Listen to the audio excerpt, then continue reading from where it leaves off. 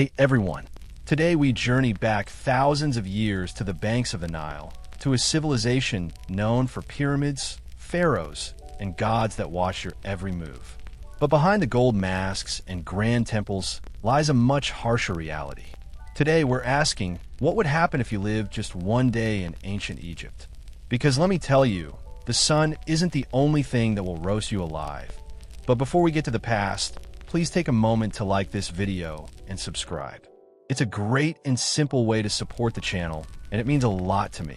I'm also always curious to know where and when you'll be joining me tonight, so I'd love to hear your feedback in the comments. And now, please take a seat. Please let the sound of the times ease us into tonight's journey together. Welcome to ancient Egypt, land of pyramids, gods, and relentless ultraviolet violence.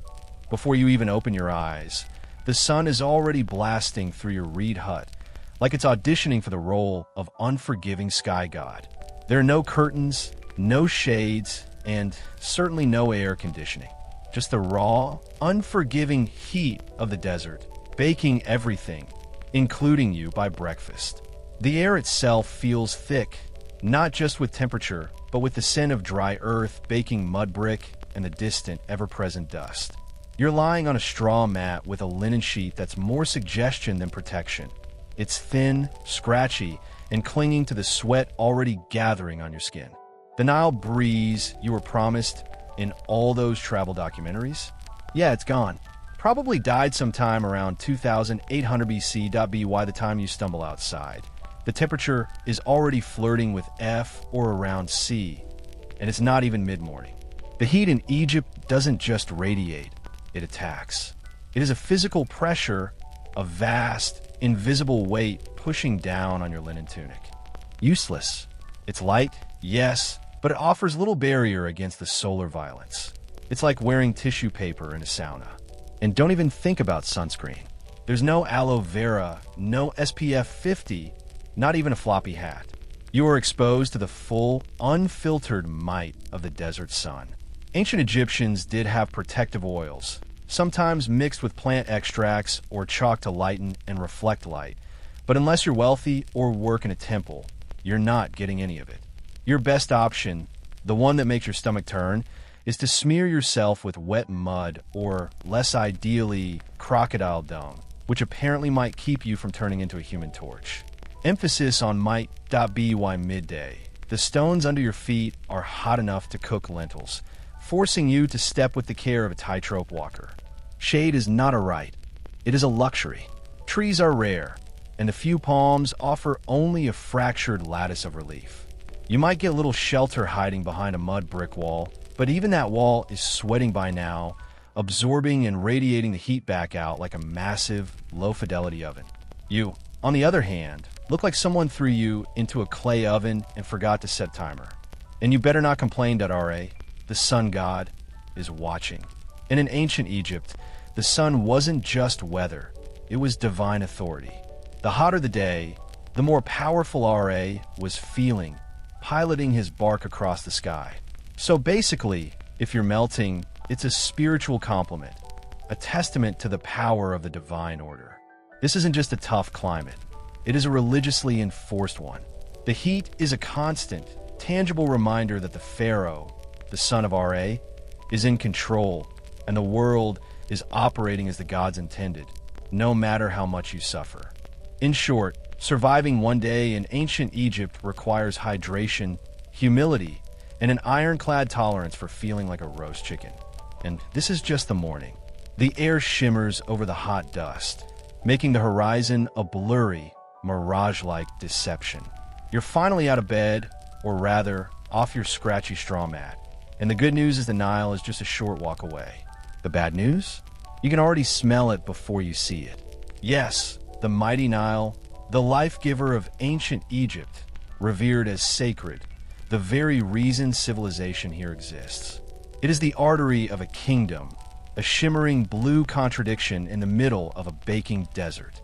But let's be honest, it also smells like a fish market had a bad breakup with a swamp. The banks are buzzing with flies, frogs, and things that probably shouldn't have legs but do. The air carries a heavy mix of fertile mud, stagnant water, and human waste. Still, this is where you bathe. Soap, as we know it, hasn't been invented yet. And even if it had, you couldn't afford the complex, natron-based cleansing mixtures used by the wealthy or the temples. Instead, you lather yourself in the freshest cleansing technology of the day: sand. That's right, exfoliation the Egyptian way. You grab handfuls of the coarse grains from the bank, rubbing yourself down and calling it skincare. It's like nature's sandpaper, but less effective at removing the deep-seated grime and more effective at taking off a layer of skin and scratching your corneas. Washing clothes is also done in the Nile. And by washing, we mean pounding them against rocks while praying that a crocodile, a physical manifestation of the terrifying god Sobuk, doesn't mistake your laundry for a tasty midday snack. This is a real, constant threat. The river is not a lazy bath. It is a predator's territory. Oh, and just make things more fun, let's not forget the occasional sewage runoff from upstream. Remember, people, livestock, and the occasional funeral boat all share this river. Carcasses drift by, and the dark, fertilized mud holds the microscopic keys to deadly diseases like schistosomiasis, known as the spleen god in some texts, and dysentery. And yet, somehow this is considered clean. You scrub, rinse, and emerge feeling slightly less sticky and only moderately more worried about leeches. If you're a city dweller in Memphis or Thebes, you might be lucky enough to use a public basin or cistern, fed by the river but slightly cleaner, but for everyone else, it's Nile or nothing. And don't expect privacy. This is a public bathing space shared by families, neighbors, livestock, and the odd ibis pecking around your ankles like it pays rent. It's a momentary social hub, a place to exchange gossip and assess the water level, which is the only real measure of the coming year's survival. Water jars, heavy, bulbous vessels of porous clay, are filled and balanced on heads, carried back to your mud brick house before the midday heat turns the clay into toast. It's a daily ritual, spiritual, necessary, and slightly traumatic. So, yes, the Nile is sacred. It feeds you, cleans you, and quenches your thirst. But let's not pretend it's a sparkling oasis. In reality, it's part miracle, part biohazard, and all you've got. The water, once carried home, is often stored and allowed to settle, clarifying slightly before being consumed, a final, necessary act of faith and filtration against the invisible armies of disease. By now, you've bathed in the crocodile-infested Nile. You've sandpapered yourself semi-clean, and your body feels like a baked figure. Time for breakfast, the most important and least glamorous meal of your ancient Egyptian day. Let's set expectations. There are no eggs Benedict, no fruit bowls, and absolutely no iced lattes. Breakfast in ancient Egypt is less of a culinary event and more of a tactical refueling operation. You sit on a low stool if you have one, or more likely, just squat in the corner like everyone else. The centerpiece of your meal? Bread. Lots of it. Dense, coarse, and often as chewy as a leather sandal. It's made from emmer wheat or barley, grains notoriously difficult to mill, and baked in crude clay ovens that may or may not be shared by the local rats. And don't be surprised if there's sand in your slice. Not as a topping, but as an uninvited ingredient from the grinding stones. A daily dose of minerals, you could say, but in reality, a source of constant dental pain. The millstones, constantly shedding tiny fragments of granite or quartzite, guaranteed that every Egyptian received a relentless, grinding daily exfoliation of their teeth. Then comes the beer. But don't get excited. This isn't crisp, bubbly craft ale. This is thick, cloudy, lukewarm liquid bread, more porridge than pint.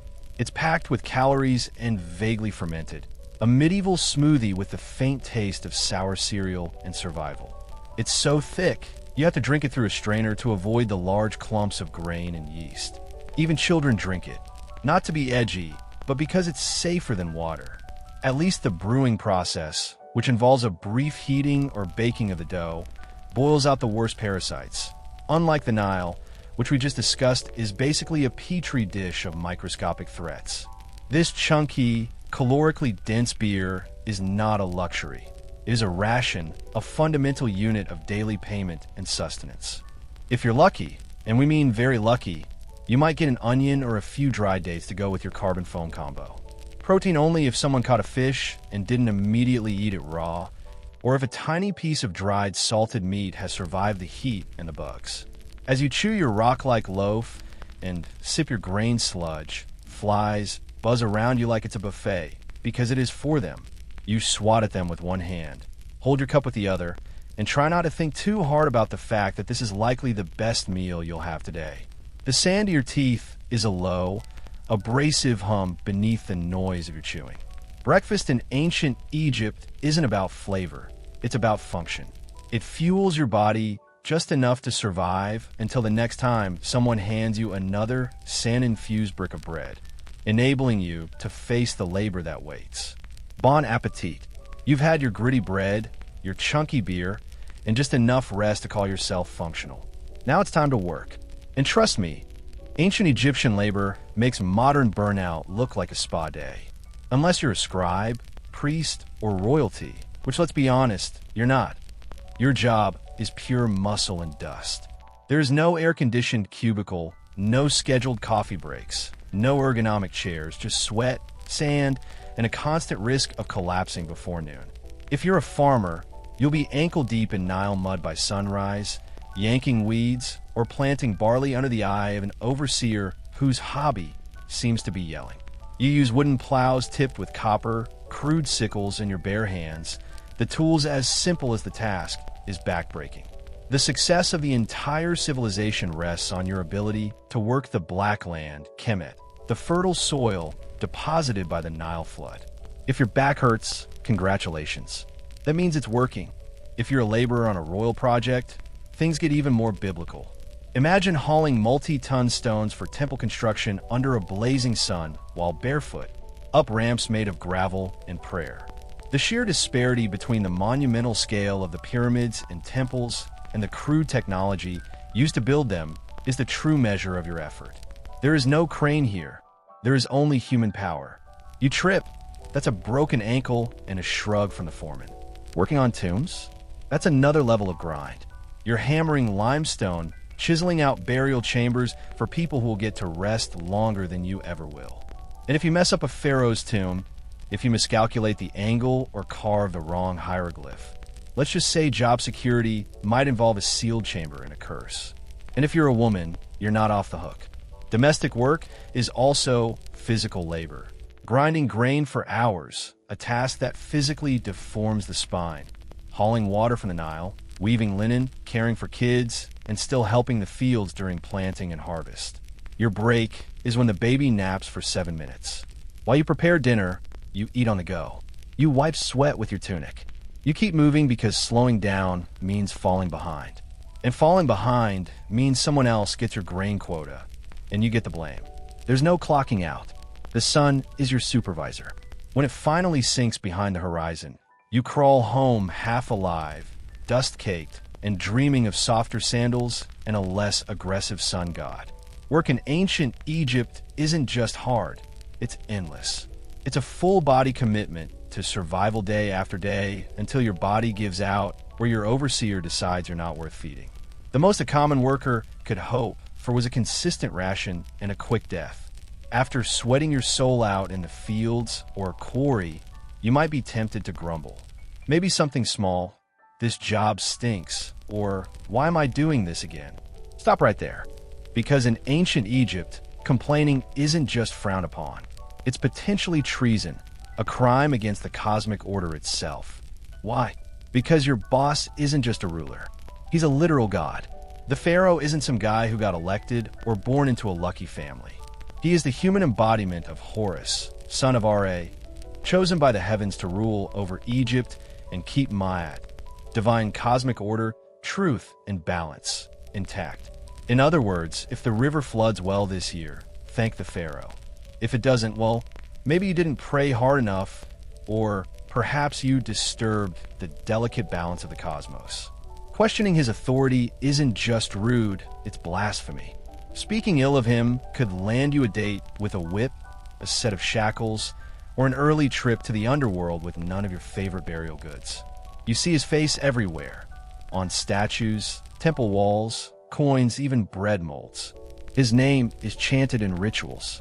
His image is painted larger than everyone else's in every mural. That's not artistic exaggeration. That's law.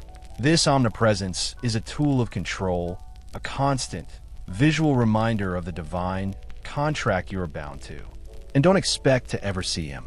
If you're a commoner, the closest you'll get is watching a golden bark float by during a religious festival.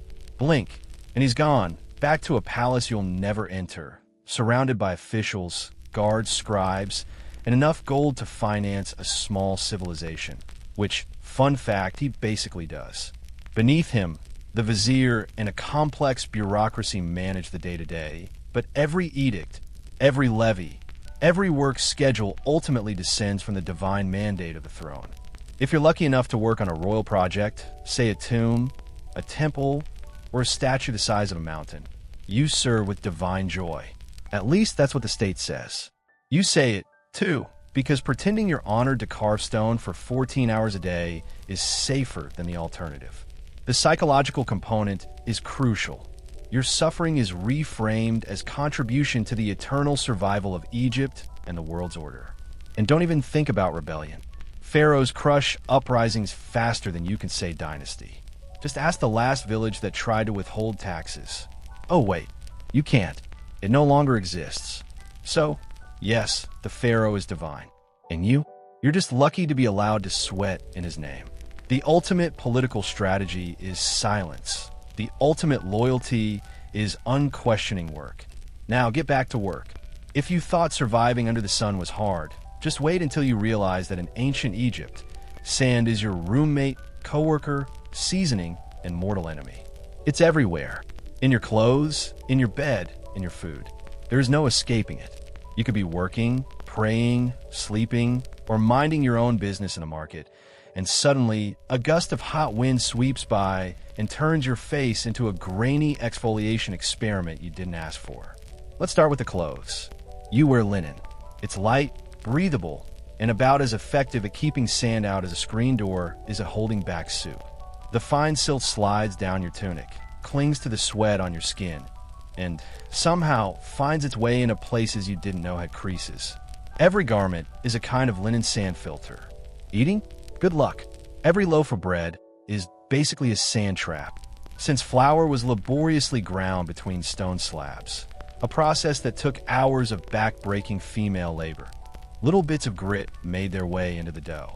Egyptians didn't just eat their wheat, they ate their millstones too. It's why ancient dental remains are often worn flat like river rocks, exposing the inner dentin, leading to constant pain and infection. Imagine chewing your breakfast while also filing your molars daily. The chronic, low-level ache in your mouth is as Egyptian as the pyramids. And if you thought your house was a sand-free zone, think again. Your mud brick home has gaps, crevices, and windows with no glass. Perfect portals for wind-blown sand. Your floors are covered. Your cooking pots are full. Your bed is basically a sand pit disguised as furniture. Shoes? Optional at best. Most Egyptians walked barefoot, meaning you're always one step away from turning your feet into battered leather sandals. If you do have footwear, it's usually a basic pair of sandals made from reeds or palm fibers. Fashionable, perhaps. Protective? Not remotely. Then there are sandstorms, a terrifying weather event known as the Khamsin, Egypt's version of a slap from the gods. Sudden, swirling, blinding. One moment you're talking to a friend, the next you're spitting dust and feeling like someone dumped an entire beach into your eye sockets. Visibility drops to zero, and everyone around you turns into vaguely coughing silhouettes who can barely breathe. The Khamsin can last for days, trapping people inside their already gritty homes, covering the landscape in a suffocating orange-brown haze. In short, sand is the roommate who never leaves, the spice in every meal, and the silent enemy of your eyes, lungs, and dignity. It's not just the backdrop of your life. It's part of your body now. And no, you can't wash it off. You already tried in the Nile, which is probably full of more sand. The grain is you, and you are the grain. In ancient Egypt, religion isn't just a weekend activity. It's the operating system for everything. Your job, your diet, your hygiene routine, your bedtime rituals, all dictated by gods who seem to have very specific opinions on every facet of existence. The religious life of a commoner was a constant negotiation with the unseen. First, understand this: the gods are everywhere. Your town has temples to a dozen different deities, each responsible for some vital function. There's Ra, who pilots the sun across the sky like it's a divine Uber, his journey ensuring the cycle of life and death continues. Thoth, the ibis-headed god of wisdom, is in charge of scribes and moon calendars. Sobuk, part crocodile, part nightmare fuel, guards the Nile. And Batet, the cat goddess, basically runs public relations and protects the home. Forget personal freedom. Your daily routine revolves around pleasing them.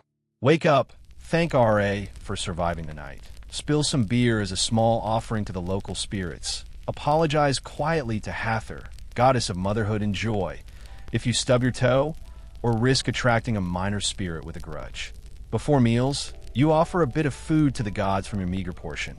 Before bed, you pray that Set, god of chaos and deserts, doesn't toss your house into existential disarray overnight. The state religion was in the huge temples, but your personal religion was in the small home shrine, a niche in the wall holding a figurine of a protective household god, like the dwarf god Bess who wards off evil spirits. Even funerals are multi-day, elaborate affairs where the deceased must pass tests, avoid demons, and prove they were morally decent or risk eternal erasure.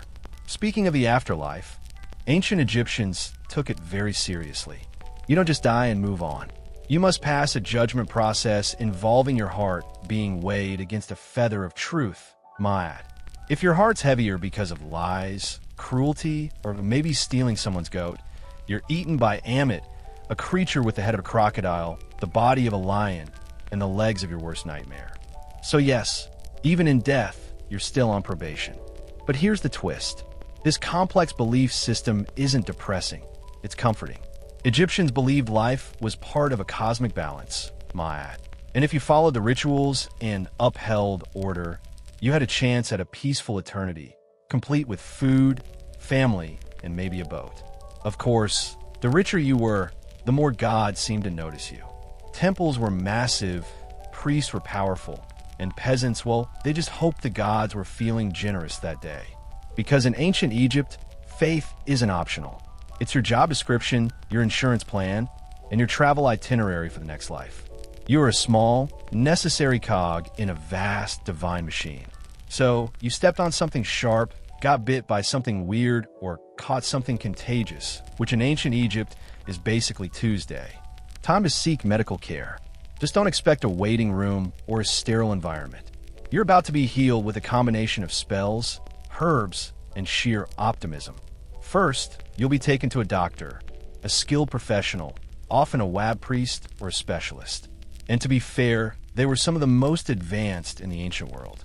Medical texts like the Edwin Smith Papyrus show they had systematic approaches to treating wounds, setting bones, and even had surgical tools.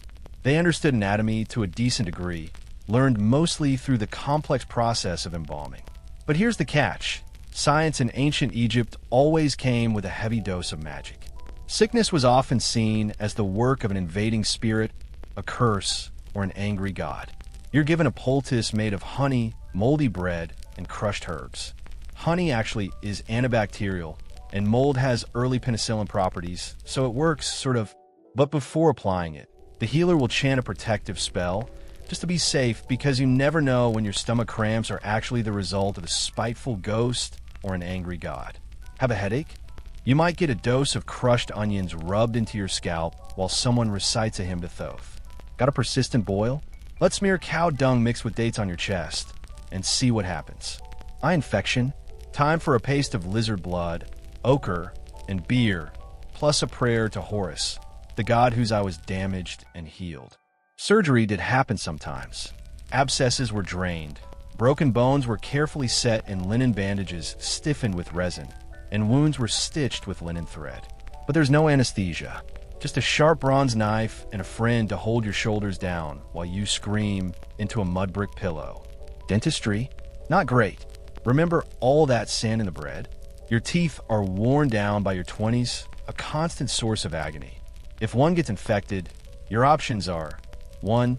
Live with it and hope the abscess drains. 2. Die from the systemic infection.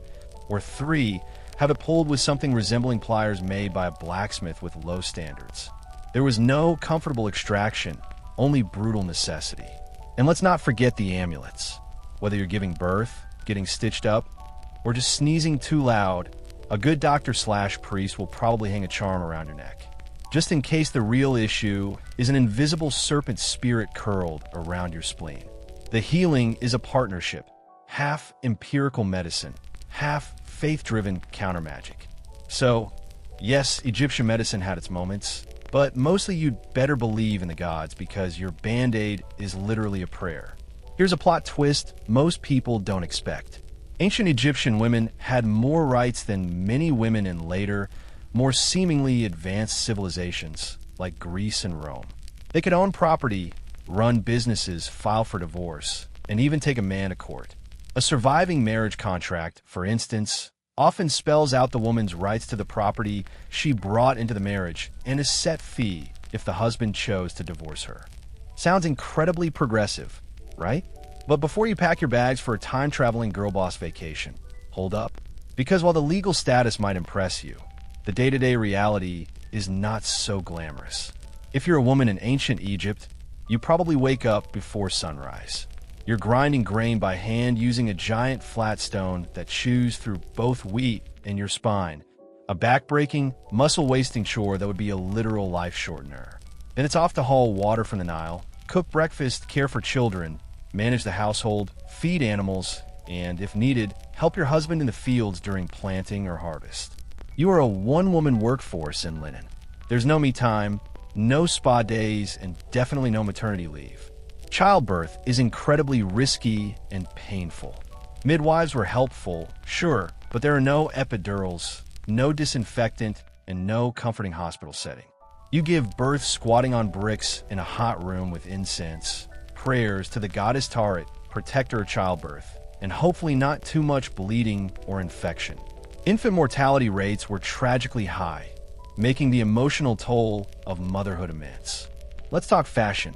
Linen dresses are light and breathable, but the standard attire involves no underwear and no shoes.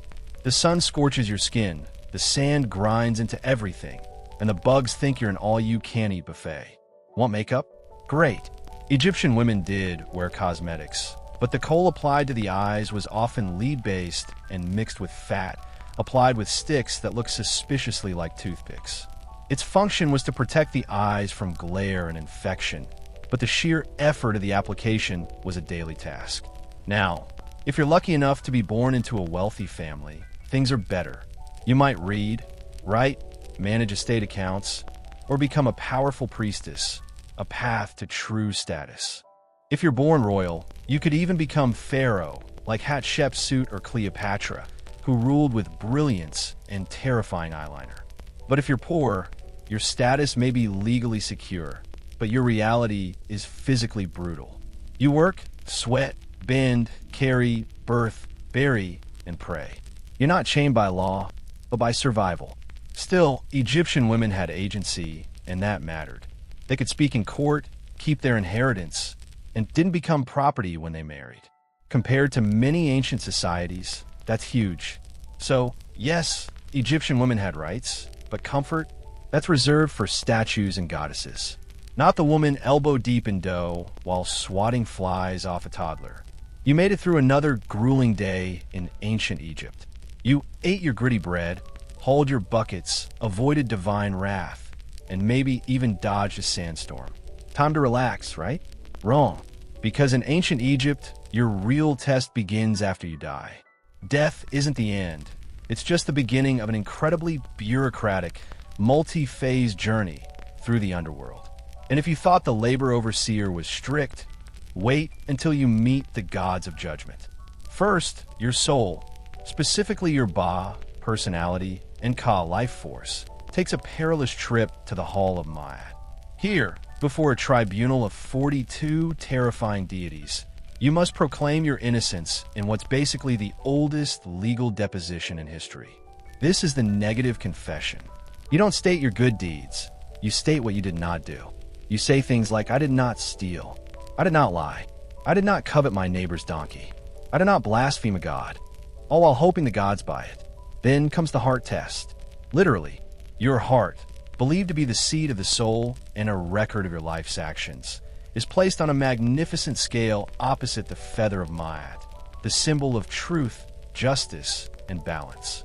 This is the moment of ultimate suspense. The jackal-headed god Anubis supervises the scale, and Thoth, the god of writing, stands ready to record the result on his papyrus. If your heart is heavier than the feather, a symbolic weight caused by a life of wickedness, well, that means you've lived a wicked life. Enter Ammit, the eater of the dead. Part lion, part crocodile, part hippo, all terrifying. She doesn't arrest you. She doesn't fine you. She eats your soul, destroying it forever. No afterlife, no second chances, just eternal non-existence, which in a culture obsessed with eternity is the ultimate punishment. Spiritual obliteration, the final death. And it gets better. You can doom yourself not just by actions, but by words. One wrong confession, one forgotten line during your judgment, and boom, spiritual obliteration. It's like an open book test where failure means getting devoured by a mythological death hybrid. If you do pass, congratulations. Your Ak, your perfected, transfigured soul, gets to enter the field of reeds, Aru, a peaceful, idealized version of Egypt where your soul lives forever with boats, with crops, with family, and presumably with fewer sand fleas. But the stakes are enormous. That's why Egyptians obsessed over tomb preparation, funeral rites, and magical texts like the Book of the Dead, a spiritual cheat sheet full of prayers, spells, and helpful tips like, don't insult the crocodile god. So yes, the afterlife might be beautiful, but only if you live your life very carefully. One curse word, one unpaid temple tax, and your next stop is lunch for Ammit. Sleep tight. If there's one small mercy in ancient Egypt, it's this: linen. Blessed, breathable linen. Your entire wardrobe, and everyone else's, is made from this plant-based fabric, which comes from the laborious processing of the flax crop. It's light, cool, and lets your skin breathe in the scorching heat. That's the good news. The bad news? That's pretty much where the comfort ends. Whether you're a farmer, builder, priest, or vendor, you're wearing basically the same outfit every day. For men, a short white kilt or loincloth, sometimes pleated if you had some status. For women, a straight, sleeveless linen dress, sometimes held up by straps. If you're upper class, you might have pleats, beads, or complex patterns. The linen would be sheerer, indicating it was more finely woven. If you're not, it's plain white or slightly grayish, depending on how long it's been since laundry day. Oh, and laundry day. You're hand scrubbing your clothes in an aisle while hoping a hippo doesn't emerge mid-rinse, then laying them out on clean stones to be bleached white by the same merciless sun. The white color, besides being cool, also symbolized purity, essential in a religious society. Most people go barefoot. Sandals made from woven reeds or leather are reserved for special occasions or temple priests. So, unless you're royalty, expect to spend your days with hot sand between your toes and possibly a sharp rock in your heel. The constant abrasion on your feet leaves them tough and calloused, yet always vulnerable. Accessories? Absolutely, but mostly functional. Amulets for protection are hung around the neck, often depicting gods like Bes or Taret. Necklaces also show status. In the dark eye makeup, kohl, made from powdered galena, lead sulfide, or malachite, wasn't just for fashion. It created a dark line that helped reduce glare from the intense Egyptian sun and, surprisingly, had mild anti-infection properties when mixed with animal fat. Yes, even eyeliner had a job in ancient Egypt. But no matter how well you dress, the bugs don't care. Flies, gnats, mosquitoes, they treat your airy outfit as an invitation. You're walking through the day swatting constantly, rubbing on perfumed oils, if you can afford them, to ward them off, and praying that your linen doesn't stick to you like a wet curtain the moment the sun reaches full strength. And of course, your outfit doesn't change with the seasons because Egypt doesn't really have seasons, just hot and slightly less hot. So, your linen ensemble is basically your year-round uniform. So, yes, Egyptian clothing was light, elegant, and far more comfortable than what Romans would wear later. But don't let the breezy outfits fool you, because no matter how floaty your tunic feels, your life is still heavy with labor, heat, sand, and bugs that refuse to respect your personal space. You've survived another blistering Egyptian day, hauling bricks, dodging sandstorms, and praying your linen doesn't disintegrate mid-task. But in ancient Egypt, survival is always temporary, because no matter how tough you are, you probably won't live past 35. Let's break it down. If you make it past childhood, which is already an achievement, considering infant mortality rates were sky-high, with perhaps 1 in 3 children dying before age 5, you're thrust straight into adulthood by age 13. Marriage, work, and child-rearing all start early because, honestly, you're running out of time. The physically demanding labor, the abrasive diet, and the rampant disease ensure a relatively short, painful lifespan. You might die from heat stroke or an infected cut from a stone or a severe gastrointestinal infection from the Nile water, or childbirth, or a crocodile attack, or scorpion stings, or simply the daily erosion of your body by sand-infused bread. And forget antibiotics. If you get a fever, the best treatment is honey, herbs, and hoping the gods don't have other plans for your soul. By your late 20s, your teeth are likely worn down, your joints ache, and your body is bearing the scars of relentless physical toil. But here's the twist. Egyptians weren't scared of death. They planned for it. In fact, they planned for it better than most people plan for retirement today. The sheer scale of the burial industry, the embalmers, the scribes, the artisans, speaks to this obsession. If you're rich, you commission a tomb, the ancient version of 5-star eternity suite. You start saving up grave goods, jewelry, food offerings, perfumes, statues, even tiny servant dolls called shabtas to do your chores in the afterlife. Think of them as spiritual interns who work while you nap forever. Your body is embalmed, a laborious 70-day process, wrapped in linen, stuffed with natron, a natural salt, and tucked neatly into a painted sarcophagus. You're buried with a copy of the Book of the Dead, which is less about doom and more like a mystical travel guide, complete with passwords for the afterlife, spells to confuse demons, and instructions for not getting eaten by soul-devouring monsters. If you're poor, well, your tomb is likely a shallow pit in the sand. Your body is wrapped in whatever fabric your family can spare, maybe a pot or 2 placed nearby, and then covered with earth. No murals, no golden mask, just you and the wind. But even the poorest Egyptians held on to the dream of the afterlife, a peaceful, fertile paradise called the Field of Reeds, where you farm without sweat, eat without hunger, and sail the Nile forever under gentle sunlight. So yes, you'll probably die young in ancient Egypt. But if you lived well, prayed right, and didn't insult too many jackal-headed gods, you just might spend eternity in style. You finally made it to the afterlife, or at least into the tomb. You've been embalmed, wrapped, blessed, and buried. Time to rest in peace, right? Well, not exactly. Because in ancient Egypt, even the dead get robbed. Let's start with a simple truth. Tombs are full of expensive stuff. Gold amulets, jewelry, perfumed oils, carved statues, chests full of linens, and for pharaohs, literal boatloads of treasure, all intended to be taken into the afterlife. But treasure in a tomb is basically an open invitation for someone with a chisel and bad intentions. Tomb robbery was so common that it became a full-time, state-level problem.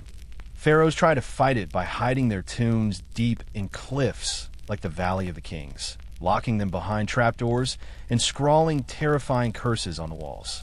Things like, "May a crocodile devour your soul," or "May your limbs be twisted forever by a serpent made of fire." Spoiler, the curses didn't work. Grave robbers came anyway, at night, in secret, often with inside knowledge. Sometimes they were locals. Sometimes they were corrupt workers who helped build the tombs. In some notorious cases, like those recorded in the late New Kingdom papyri, even priests and guards were in on it, turning the sacred temples into criminal enterprises. The punishment for getting caught was severe. Think public beatings, mutilation, cutting off the nose or ears, forced labor in quarries, exile, or death. But considering how valuable tomb goods were, especially gold and rare incense, the risk often seemed worth it. After all, the dead don't fight back, or so the robbers hoped. But it's not just the wealthy who got robbed. Even commoners' graves were disturbed. Poorer Egyptians might have been buried with a small pot of beer or a loaf of bread for the afterlife. That was still worth stealing. Food was scarce, tools were valuable, and linen, the fabric of life, was currency. The irony is profound. Tomb robbing wasn't just about greed. Sometimes it was about survival. Egypt went through famines, political collapse, and invasions. A hungry worker might break into a tomb not for treasure, but for food. And when your children are starving, a few funeral offerings look less like sacred objects and more like dinner. Robbery was not just a material crime, it was a spiritual one. To destroy the mummy or steal the funerary goods was to threaten the deceased's chance at eternal life, the ultimate insult. So in ancient Egypt, you're not safe just because you're dead. Your tomb can be looted, your name erased, and your mummy unwrapped by some desperate soul with a pickaxe and poor moral judgment. Rest in peace, only if no one knows where you're buried. We've all seen them. Those majestic, mysterious carvings on the walls of temples and tombs. Birds, eyes, snakes, lotus flowers, men walking sideways like they're on a fashion runway. Ancient Egyptian hieroglyphs, visually stunning and insanely difficult to learn. Sure, they look cool, but try reading them. Hieroglyphs weren't just decorative art. They were a full-blown writing system with over 700 characters and growing, a complex, elegant puzzle. It's a mix of different types of signs. Some symbols represent entire words, logograms, like a picture of the sun, meaning sun. Others are pure sounds, phonograms, like an owl for the M sound. And many are determinatives, which clarify meaning, because writing the word star with an actual star symbol might be too straightforward. So a determinative would be added to tell you if the word means star or time. And don't expect spaces or punctuation. The text flows constantly, sometimes left to right, sometimes right to left, sometimes top to bottom. You know which way to read based on which way the little animal characters are facing. It's a system of beautiful, formal complexity, but it is utterly impractical for day-to-day use. This impracticality created the scribe, the most powerful social class not born into wealth. To become a scribe was the only real path to social mobility, a brutal 4 to 5 year education where you copied texts endlessly, often under the threat of a whipping. Once you mastered the system, you used a simplified, faster, cursive script called hieratic for letters, administrative records, and contracts. The tools of the trade were simple yet effective. A wooden palette holding cakes of black and red ink, black for the main text, red for headings or emphasis, and a thin reed brush. Your paper was papyrus, a fragile, expensive material made from the Nile reed, a substance so valuable it was a major export. The common Egyptian was utterly illiterate. The vast majority of the population could not read or write. This created an immense, unbridgeable gulf.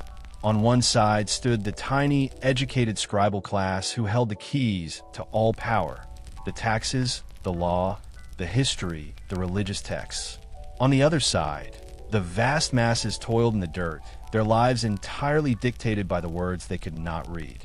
The scribe was the one who recorded your birth, your taxes, your labor quota, and ultimately, your judgment in the afterlife. The pen, truly, was mightier than a bronze sword. You finish your grueling work shift and need to acquire something: a new reed mat, a jar of beer, or maybe a small amulet for protection. But when you arrive at the marketplace, don't reach for a purse full of coins. Because for most of ancient Egyptian history, coins did not exist. Your economy operates on a system of barter, the direct exchange of goods and services. This is where the ancient world gets brilliantly messy. Every transaction is a negotiation of value, a complex social ritual. You might offer a bundle of freshly harvested onions for a new linen tunic. The linen weaver might not need onions, but they might need 2 jars of oil, which you don't have. So, you must find someone willing to trade you oil for your onions. It's a cascading chain of necessity, and the noise of the market is the sound of constant haggling, arguing, and the calculation of relative worth. To keep track of all this, Egyptians used an abstract unit of value called the deben. A deben was a weight, typically of copper or silver, that functioned as a unit of account, not a physical coin. For example, a cow might be worth 120 deben of copper, and a simple pot might be worth 1 deben. When you bought the pot, you didn't hand over a copper slug, you handed over something else whose value had been calculated to equal 1 deben, maybe a few loaves of bread and a fish. The deben gave the barter system standardization, but the physical exchange was still a constant balancing act. The market itself is a riot of sensory input. The smell of dried fish mixes with perfumed oil, the stench of livestock, and the heavy aroma of spices and dried dates. Vendors shout, animals bleat, and children dart through the crowds. The ground is a hard-packed mixture of mud and sand. This place is not just for commerce. It's a social anchor, the beating heart of the town where news is exchanged, marriages are arranged, and the latest decree from the vizier is passed around in the form of overheard gossip. The problem with a barter economy, however, is its vulnerability to famine and instability. If the Nile flood is low, the price of grain skyrockets, and your simple craft goods might suddenly be worth nothing because no one has surplus food to trade. The system is inherently unstable for the poor. As you complete your complicated trade, 3 fish and a bundle of lentils for a worn-out but functional basket, you realize that even the simplest act of commerce is a high-stakes lesson in supply, demand, and the constant, granular negotiation of worth. The scarcity of metal means a small copper tool could trade for weeks of food. After the relentless sun and the chaos of the market, you finally reach the sanctuary of your home. But don't picture a cozy wooden cottage. The typical Egyptian dwelling, whether in the city or a village, is a stark, functional structure built from the most abundant material. Mud brick. Mud brick, or adobe, is simply Nile mud mixed with straw, shaped into blocks, and dried in the sun. It is a brilliant material for the climate. It acts as a phenomenal insulator, keeping the interior surprisingly cool during the scorching day. However, it is structurally simple and vulnerable to the very thing that gives it life: the Nile's flood and the omnipresent sand. Your house has a small, low doorway and, if you're lucky, 1 or 2 small, high windows with no glass, just a simple frame or perhaps a reed screen to filter the worst of the light and dust. The interior is dark, which is a welcome relief from the glare. The furniture is sparse and functional. There are no large wooden tables or beds, as lumber is expensive and rare, often imported. Instead, you have woven mats spread on the packed earth floor for sleeping and sitting. Low stools of wood or pottery are used for work or eating. The most important items are the large, ceramic storage jars, kinbit, used to hold grain, beer, water, and dried food, essential for surviving between harvests. Everything is built low to the ground. The roof is a crucial, often overlooked, part of the home. Usually flat, it is used as an outdoor living space in the evenings when the heat finally subsides. You might cook up there on a small brazier, socialize with neighbors across the rooftops, or simply sleep there to catch the slightest bit of nighttime breeze. The central point of domestic life is the hearth, a simple clay oven or a low, open fire used for baking bread and cooking stews of lentils, vegetables, and sometimes fish. The smell of wood smoke and baking grain is a comforting, constant presence. There is little privacy. Families live in close quarters, and the noises of cooking, children, and low conversation carry easily through the street, blending into a continuous human hum. In the simplicity of the mud brick home, there is a profound connection to the land.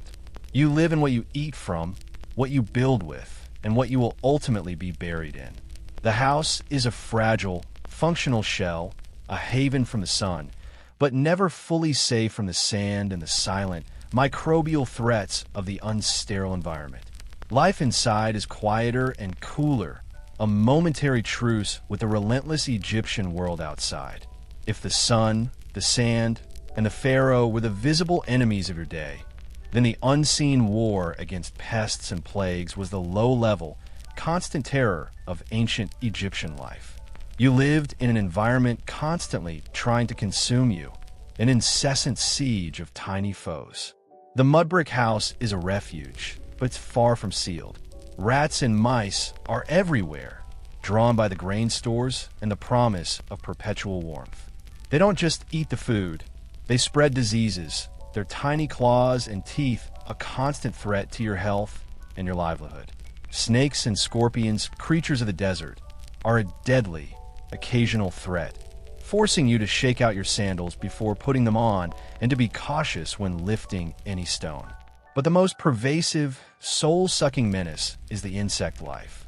Flies are a constant, blinding scourge, buzzing around your face, your food, and your open wounds, acting as vectors for disease.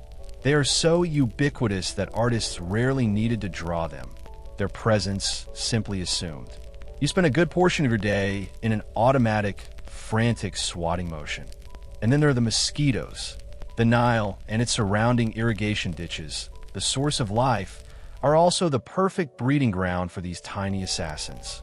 They bring with them the curse of malaria, the constant fevers, the debilitating chills, a disease that likely shortened the lifespan of millions of Egyptians.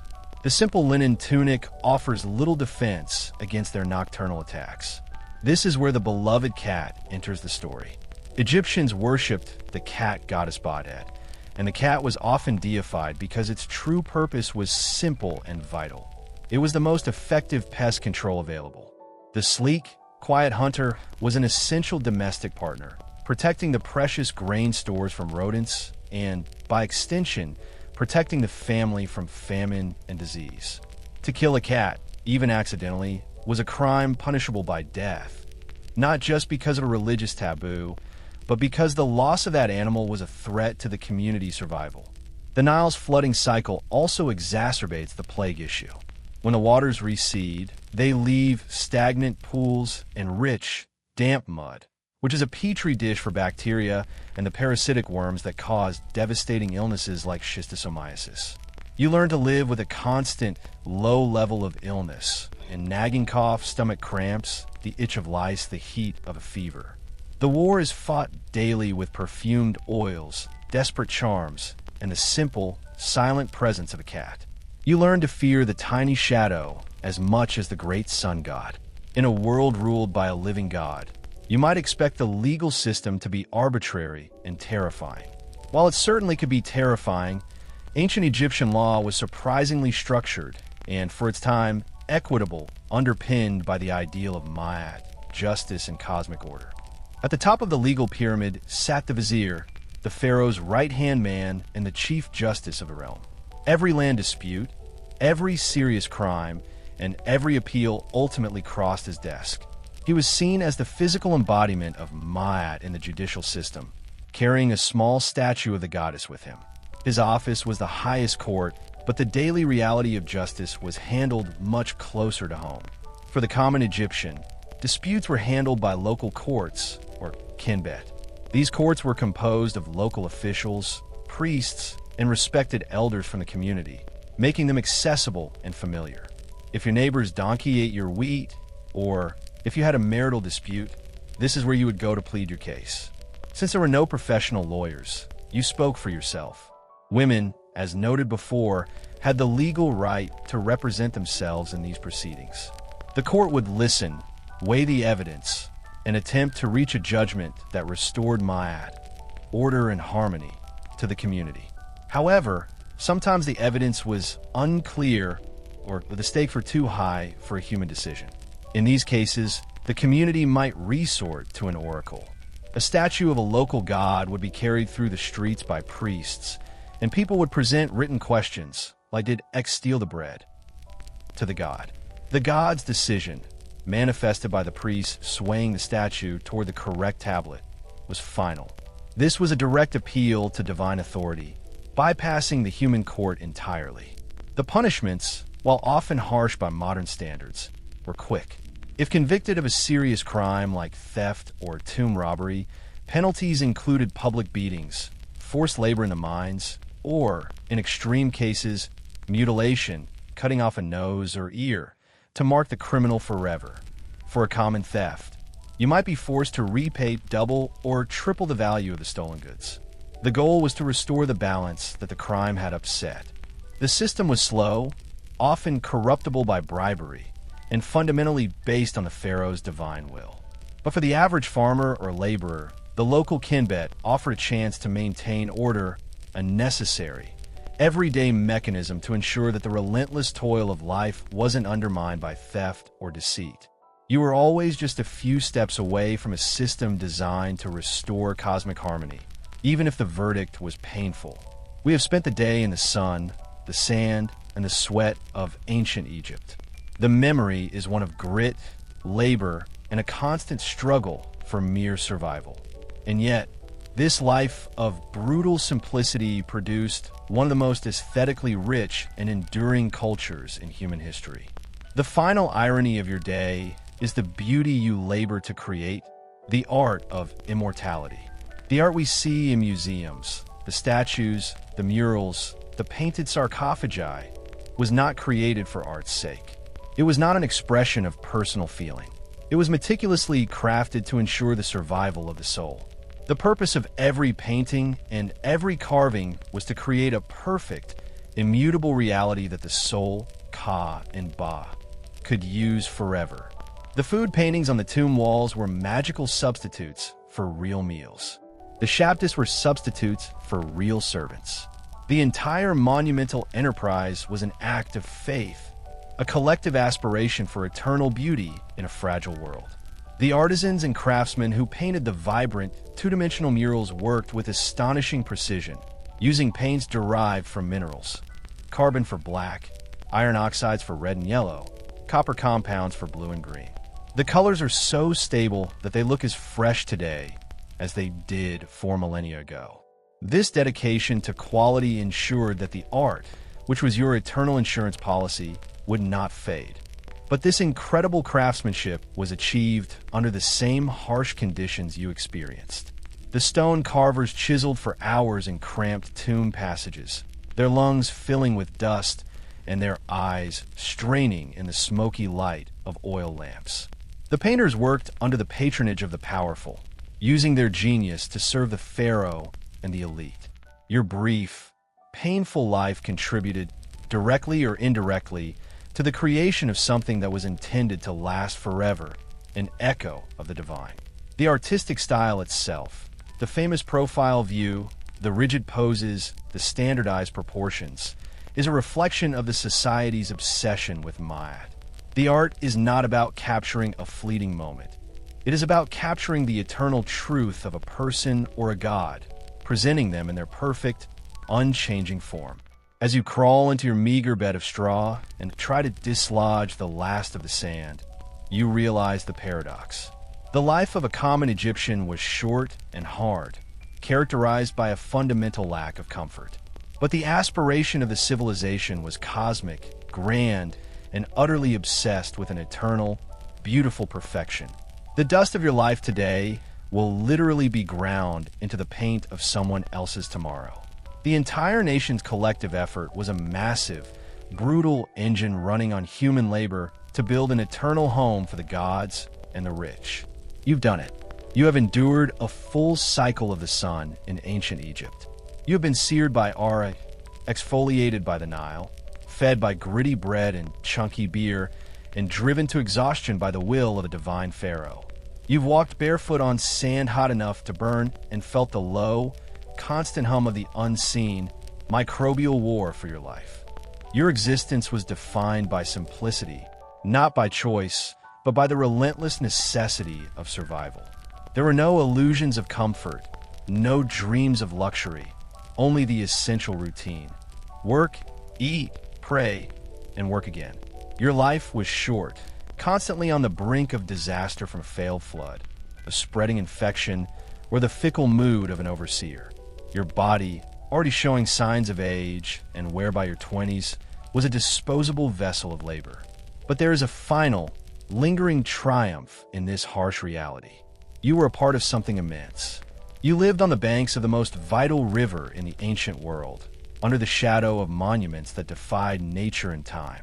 You understood the cosmos not through books, but through the daily, terrifying reality of the sun, the flood, and the jackal on the horizon. Your fear was not the fear of meaningless existence, but the fear of losing your hard-won right to an eternal, perfected life. Ancient Egypt was not a gilded cage. It was a vast, unforgiving forge. It took the soft materials of human life and used the relentless hammer of its climate and the divine mandate of its rulers to produce not comfort, but immortality. The pyramids and temples that still stand today are not monuments to ease. They are monuments to the colossal, agonizing effort of a people who believe their sweat, their suffering, and their brief lives were worth the price of a beautiful, endless eternity. Now, the sun is finally gone. The air is slightly cooler, though the mud bricks still radiate residual heat. The only sound is the chirping of crickets, the rustle of reeds, and the low, distant whisper of the great, sacred, filthy Nile. Tomorrow, the sun will rise again, and the work will resume. For tonight, you rest, and you pray that your heart, when weighed, will be found lighter than a feather.